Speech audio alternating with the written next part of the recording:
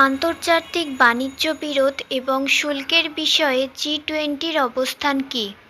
Answer option B, শুল্কের বিরোধিতা করে এবং বাণিজ্য সহযোগিতার পক্ষে কথা বলে। নেক্সট, বিশ্বব্যাপী জ্বালানি সমস্যা এবং সম্পদের স্থায়িত্ব মোকাবিলার জন্য কোন জি-20 কমিটি দায়ী? অ্যান্সার অপশন এ, জ্বালানি ও জলবায়ু কমিটি। নেক্সট, ভারতের মোট দেশজ উৎপাদন বা জিডিপি কত? উত্তর, ভারতের জিডিপি হল দেশের মোট অর্থনৈতিক উৎপাদন এবং সাধারণত বার্ষিকভাবে পরিমাপ করা হয়। নেক্সট, মুদ্রাস্ফীতির সংজ্ঞা দাও।